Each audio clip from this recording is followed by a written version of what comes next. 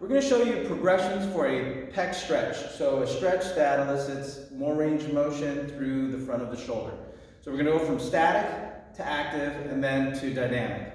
So here we have Carolina. She's going to do a static wall, or in this case she's going to put her forearm on the grid. Her elbow is going to be about shoulder or armpit height.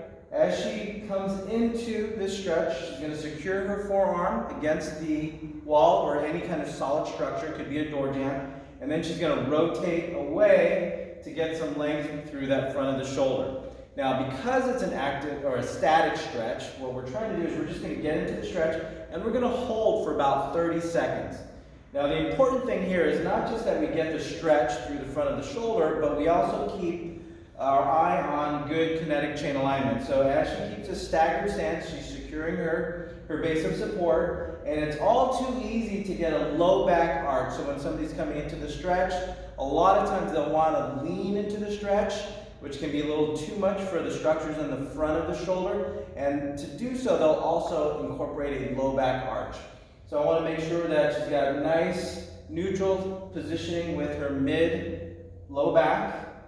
Her chest is up tall, head is right over her shoulders. Again, I'm watching out for the head or the ears being forward of the rib cage. And she's going to hold. I'm just watching her breathe, nice and steady. And after she holds for about 30 seconds, then she can go ahead and back off. And that's a static pec stretch. The progression from a static pec stretch is to get into a more active pec stretch.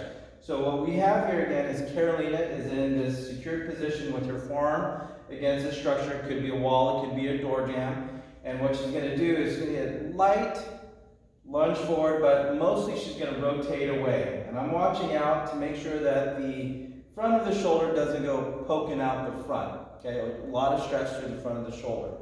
So for us to be a more active stretch for the pec, she's going to go ahead and rotate into the stretch.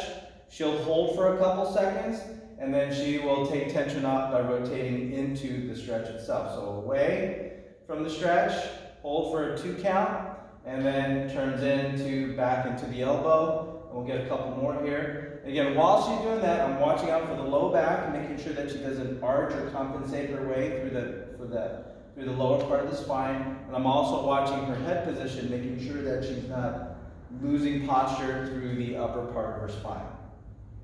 And relax. And that is an active wall pec stretch.